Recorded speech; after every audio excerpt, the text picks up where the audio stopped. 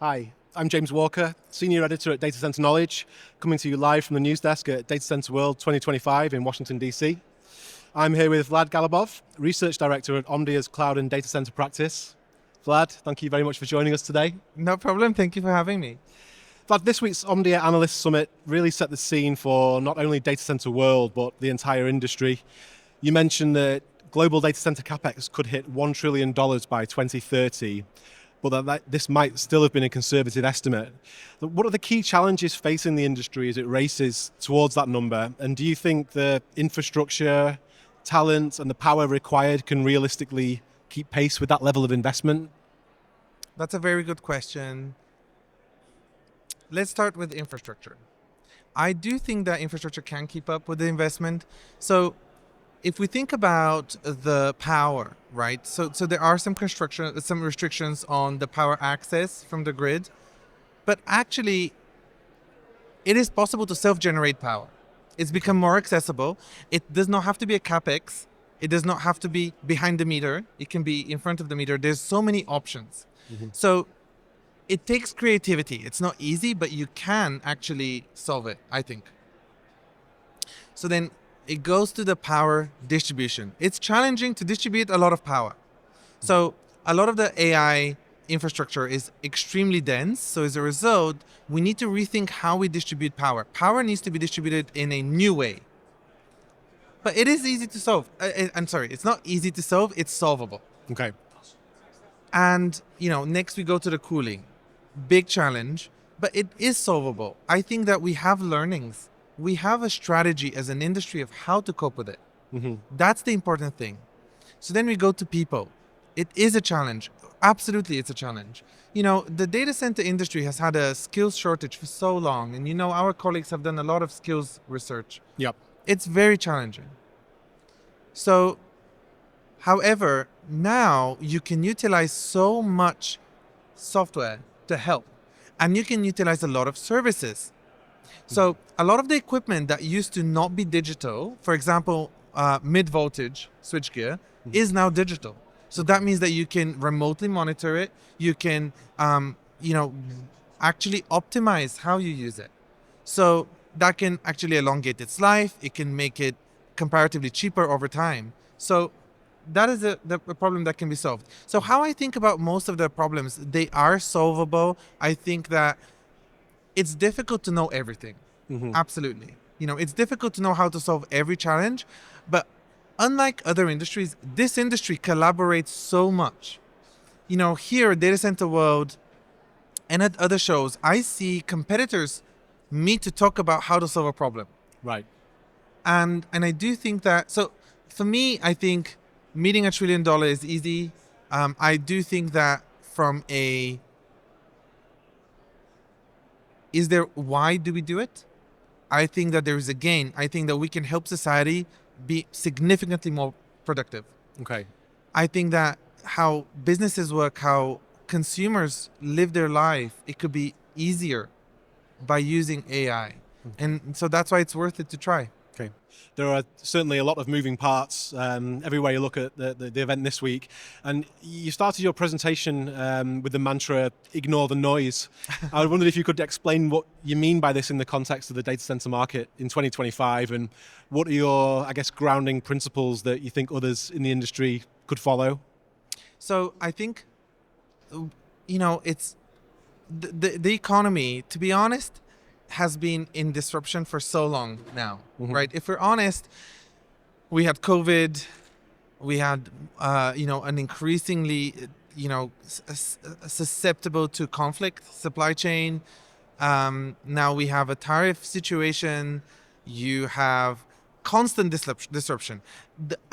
In 2022, we had our first Omdia Analyst Summit, and I said that the only certain thing in the data center industry is uncertainty. And, Right. and honestly, it's just true. Yeah. So when I give my clients advice, I try to ask myself so that I can explain to them what matters, right? So what determines the long-term curve? And I think what matters and what determines the long-term curve is the following kind of foundational principles. So the first one is AI useful? And to me, the answer is yes. Will it become more useful? I think the answer is also yes. So there is a productivity gain today, but it will be even bigger in the future. Okay. If the productivity is there, will adoption happen? To me, it's yes, because why wouldn't you do it? If something is helpful, you would do it. So then you go to the vendor landscape, because that determines the supply chain. It's very important. So if there is a growing AI economy, would vendors want to participate? Absolutely. So that should make it easier for end users to adopt because there's more availability. So to me, these are the first three foundational principles. Okay. I also live in the real world. So the fourth one is cash. Is there the cash? Right. To me, yes. And actually, in an increasingly unstable economy and in a potential global recession, in a stock market that's in flux, investors are looking to put their money into something that is a bit more stable. It's a bit more guaranteed. Yeah. It's aligned to a long-term trend. And I think the data center industry is a good place to put your cash in. And I think that's why you're seeing companies like BlackRock, who have huge swaths of cash, look to start investing in the data center industry. Okay. Conservative investors are investing in the industry. So then the final thing is, okay, so is then the infrastructure there? Is there enough power? Power is just such a concern. And as I said earlier, I think that's solvable as well. So these are my 4 guiding principles. Yeah, fantastic. And then moving back to the hardware side of things, it's been a bumper year for new announcements. And Vlad, I think last year you called NVIDIA's launch of the Blackwell line the iPhone moment for the industry. And I think the industry does still seem to be dominated by a handful of players, but as the AI market in particular matures, do you expect the competitive landscape to evolve? Should we welcome more competition in the ecosystem? So the AI neoclouds, the new companies that have entered the cloud market specifically to provide AI services, that landscape is expanding so fast. Honestly, It's difficult for me to keep up and for my team. At this point, I probably should hire a new analyst to full-time track newly founded AI neoclouds, because there's so many. It's incredible. Also, what's interesting about it is it's an ecosystem. They're not all competitors. So some AI neoclouds that might offer SaaS or that might offer serverless or token as a service in this context could be clients of ones that offer infrastructure. Okay. Some of the AI neoclouds that offer infrastructure might be clients of the neocolos, who then are making an AI optimized data center. Right. So I count over 100 companies that have entered the domain to be an AI neocloud. That is unprecedented. We've never seen something like this. I mean, we've not seen it for a long time. We have seen it, in previous markets. So I think it's very exciting. It's giving choice to the end user. And I also think it's pushing the industry to innovate to make AI more easy for end users. Okay. That's very important, because that will also fuel adoption. So, I love it, and it's growing very fast. Okay, fantastic. And on the density side of things, there is talk of an industry goal targeting the coveted 1 megawatt rack. We've seen NVIDIA push the envelope, but what needs to be solved for the industry to reach that threshold? So when I think about the 1 megawatt, I think a rack, and in general, super dense racks. Yeah. It is very difficult. The engineering challenge is very real. So as you start, so as you move from idea or from concept design or from reference design into high volume production, things happen. That's the reality, is that you end up seeing that as you create your clusters and you integrate them, there might be signal integrity issues. So the networking might not be as stable as you thought. There could be power surges. There could be cooling challenges. So with each of these kind of envelope pushing new designs, there is a little bit of a learning curve as we manufacture them. There's a little bit of a risk as well. That doesn't mean they won't happen. It means that there could be a bumpy start. Okay. Think of the moon landing, right? How many unsuccessful missions there are to get to the moon? It's kind of like that. But with each mission you learn, with each mission you optimize. Yeah. So the same thing is happening with the Blackwell rack. So the reality is that some of the super huge Blackwell clusters, we are being told by the manufacturers that there is a delay in that. And it's because there is a learning curve. There are a few kind of things to be ironed out. It doesn't mean it won't happen. It's just, there is a slight, delay.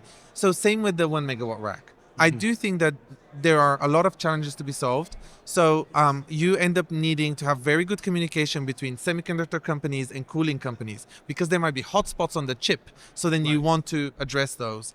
Then you need collaboration between an entire ecosystem, so that the server there's maximum level of standardization of components, and that you can feed it power. The likelihood is that for a 1 megawatt server, the server for the first time will receive a different voltage than all previous servers in generation. Wow, okay. So that means that you have to, there's a lot of now collaboration necessary between the server maker, the server designer, and then the power distribution company. And then, of course, it's very heavy, so you need to make sure that the rack can hold many tons. You need to get power to the rack, so now suddenly you need to start working closer with some of the early power distribution in the chain company. Some of the transformer companies now might need to be a little bit more involved in the decision making, in the discussion. So, in many industries that are not IT centric, people say that there is an IT OT convergence. Okay. In reality, in the data center industry, it's a increasing collaboration between companies that might have never collaborated before. They're part of the same ecosystem, but they don't work together. Well, I think in the future, you end up seeing the chip maker, the server maker, the cooling maker, the power maker. They're all working as one team to get to that one goal. Okay. So it's a little bit of a challenge, but I do think that there is intent to achieve it. Yeah, all part of that same infrastructure stack in a way. Yeah. Yeah, fantastic. And you mentioned a shift towards that self-generated power and new models of power distribution. Could you elaborate on what you envision as the most viable models? Are we talking microgrids, PPAs, on-site renewables? So actually, I have seen a regional difference. Honestly, it's something that can change. I'll give you an example. So in Ireland, there is one kind of really large colocation provider who was not able to get enough power from the grid. So what they did is they did add a gas genset. But one of the other colos just applied for the same permit, and they were not given that permit. So I think that the industry will have to be very flexible. I think the choice of power source should depend on the actual grid composition. So if the grid is made of coal, to be honest, a gas genset would be significantly more sustainable than the coal energy you're getting now. Yeah. If you have a huge data center that is, above 100 megawatts, you're almost like a utility. So then at that point, you might want to get infrastructure that's more utility targeted. You might want to be in front of the meter. So the utility is the one that ends up owning the equipment and being in charge. So you sign a PPA, but actually some people like to own it. Some people like to be behind the meter. Then some people will buy it as a service, while some people will buy it as CapEx. I think there are nuances there, but this is even related. This is how we live in every economy. Some people buy their phone outright. Other people have it with the mobile operators. Other people pay it with a financing scheme. It's exactly the same. The bottom line is people need phones. So in the same way, data centers need power, and we're going to get creative with how we pay for it. Okay, that's a great analogy. And lastly, is there any technology or architecture that you think the industry still isn't paying enough attention to? Something that could maybe quietly reshape CapEx or OpEx trends? That's a very good question. So this show has been so interesting this year. It's changed so much. So it's grown, tremendous growth rate. It's like a double size of the show. But I think what's interesting to me is we are starting to see technologies from other industries coming to the data center industry. So there was a ship engine that's, showing us how an internal combustion engine can dramatically, enable data center power access that is efficient. I would have never imagined this is possible. Honestly, that is just so out there. We've learned so much from the EV industry, and we are still learning from the EV industry. There's innovation in every aspect, and it's very exciting. Obviously, there's innovation in the semiconductor space, in the IT space, but honestly, the ship engine for me was just mind-blowing because it's so out there and so different. and very creative for us to solve the data center problems with something that other people had similar problems and they solved it. Yeah, fantastic. Vlad, thank you very much for sharing your insights today. I think it's clear that the industry is at a pivotal moment with facing massive opportunities, but also some high stakes decisions. So we'll be watching closely to see how it all plays out. So thank you, James. Thank you very much. Thanks.